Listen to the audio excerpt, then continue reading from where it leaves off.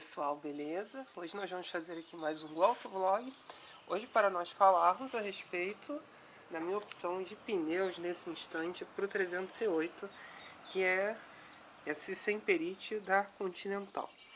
Antes de mais nada, se você ainda não é inscrito aqui no canal, por favor se inscreva, que toda semana a gente sempre vai trazer um vídeo novo aqui no canal. Se você já é inscrito, participe da área comunidade, que lá nós sempre falamos a respeito dos carros que a gente vai testar, dos carros que a gente já testou e de curiosidades automotivas em geral. Se você está procurando pelo conteúdo específico, mais detalhado de algum carro, como por exemplo o próprio 308 aqui, acesse a área das playlists, que lá nós falamos a respeito de todos os carros que foram ainda são meus no seu uso cotidiano. Bom, antes de mais nada, vocês sabem que eu vou aumentar o perfil de altura do pneu do carro. Ao menos lateralmente, quando fizer a instalação, eu vou mostrar isso para vocês. Mas lateralmente, esse Semperit, eu mostrei para vocês um Michelin, ele parece ser um pouco mais baixo, tá, do que o Michelin. Tá? Se vocês forem olhar, ele lateralmente ele cabe certinho dentro da caixa de roda. Ele não vai dar uma diferença de altura assim tão grande. Ele tem essa parte aqui um pouco mais macia, ele é bem macio o pneu, tá? Isso é a primeira característica perceptível. É bem montado. O que eu achei engraçado é que eu tô acostumado a pneu com cabelinho. Tá vendo? Cabelinho, cabelinho, cabelinho. Eles não têm cabelinho. Porque eu não sei. Aqui tá a marca, né? A gente já vai explicar o porquê que eu optei por essa marca. Ele tá sujo já, né? Ele veio de Vitória, no Espírito Santo. Eu comprei na Auto Z, que é uma loja do grupo De Pascoal. Não existe De Pascoal aqui, em Juiz de Fora, que senão eu teria a instalação gratuita. Se não existisse, eu tinha a instalação de graça dele. Mas eu vou instalar lá no Rafael, que eu já conheço, e faço tudo bonitinho lá. Eu tava olhando, assim, ele foi fabricado na semana 33 de 2020, tá? Vocês estão podendo verificar que ele tá sujo mesmo. Na hora que ele ficar limpo, ele fica bonito. Que ele parece gasto, né? Mas não, fabricado na semana 33 de 2020, ou seja, foi há pouco tempo atrás, certificado do Inmetro, tá? De 2019, Alpine Proven. Assim, ó, fez as subidas de Alpine. O que acontece? Vamos explicar o que é um Semperit. Só não vou te mostrar meu endereço, que o endereço não pode aparecer. Esse daqui é um Semperit Speed Life 2.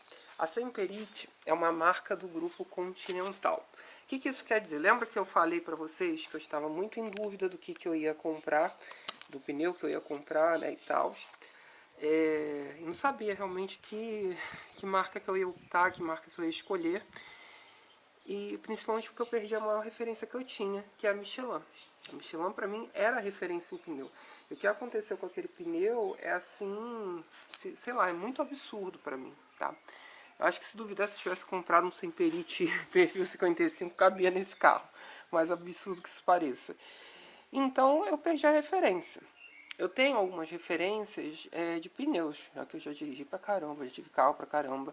Então, por exemplo, um pneu que eu gostava muito, os Hankook. Eu cheguei a ver Hankook Ventus, eu perdi uma promoção que eu fiquei enrolando para comprar o pneu.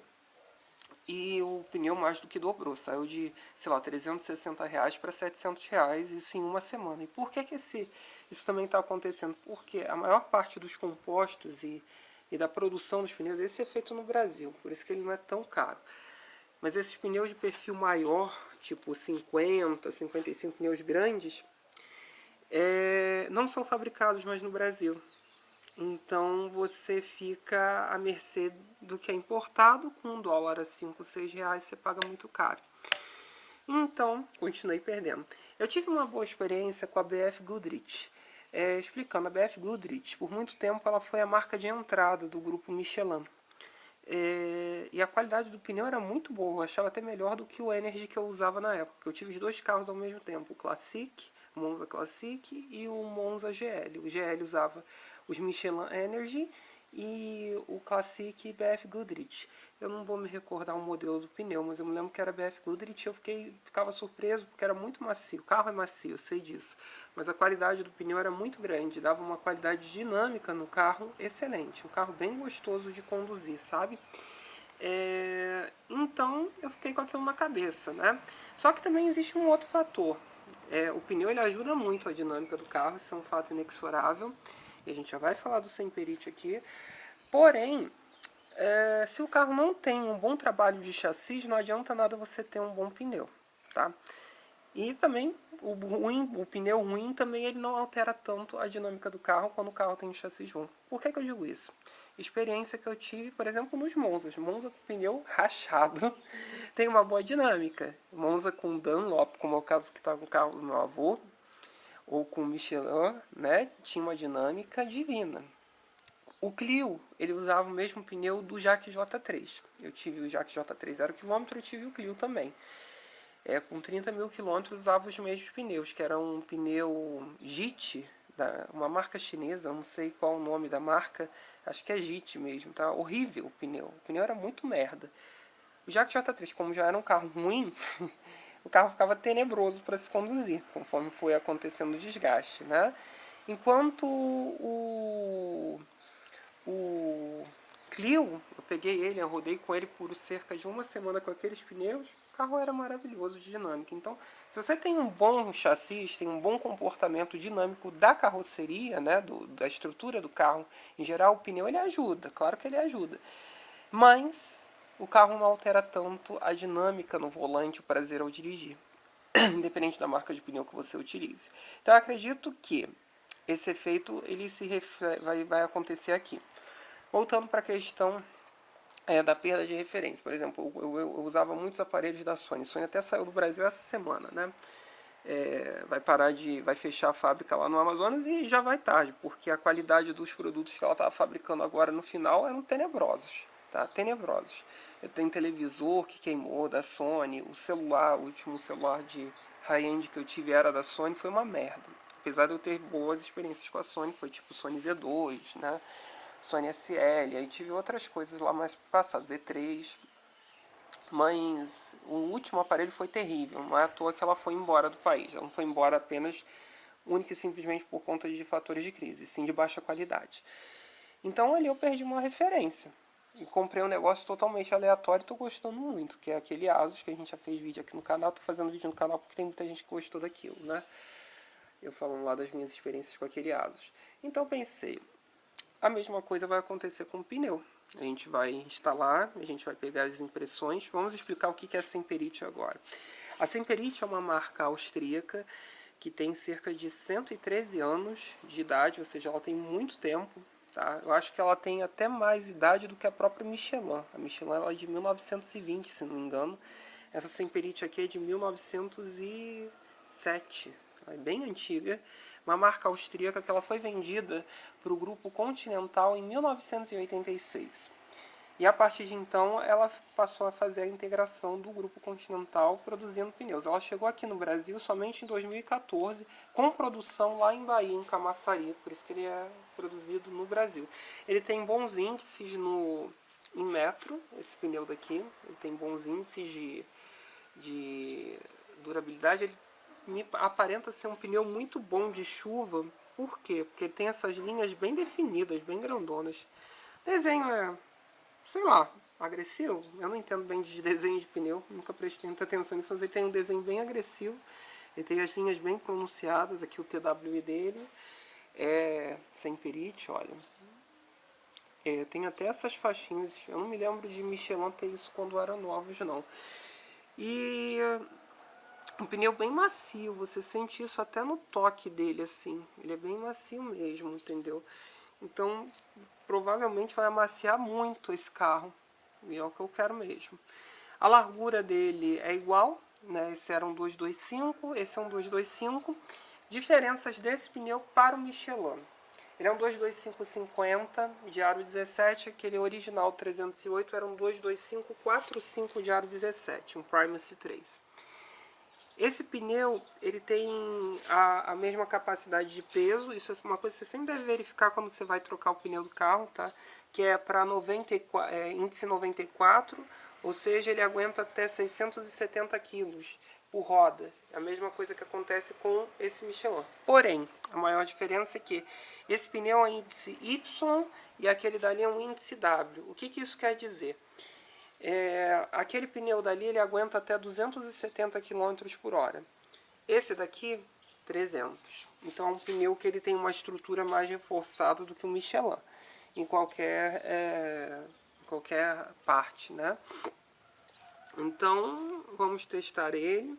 Vocês já sabem que eu vou falar todas as minhas impressões andando, como é uma coisa diferente. Eu não achei conteúdo no Brasil, eu pesquisei muito.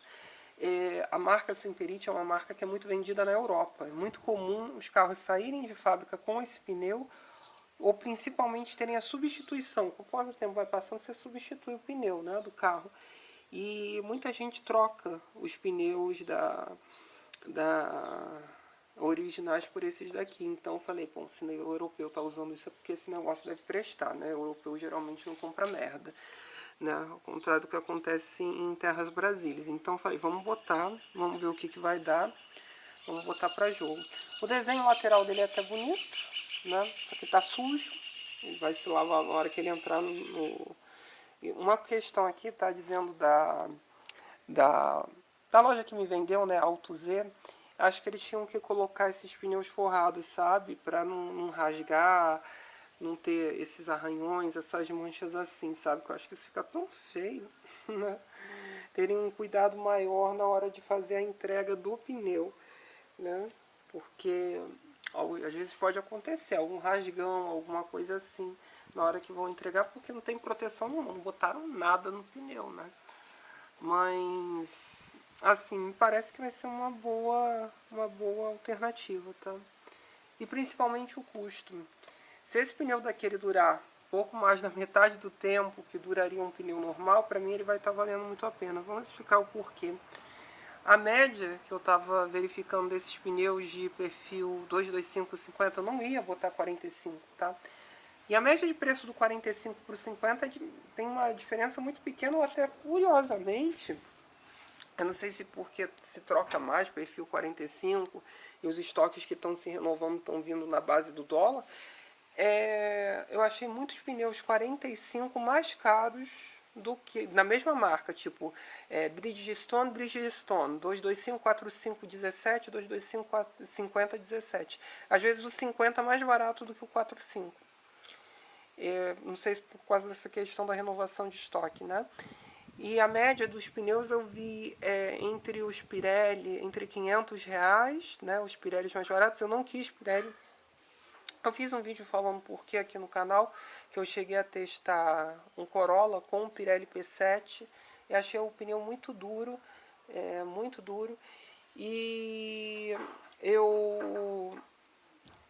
agora vamos falar um pouquinho dos pneus, né? Não, vamos fazer outro vídeo para falar dos pneus, o porquê que eu não escolhi um e o outro, e todas as experiências. Que dentro das experiências de carros que eu tive, senão esse vídeo vai ficar super longo.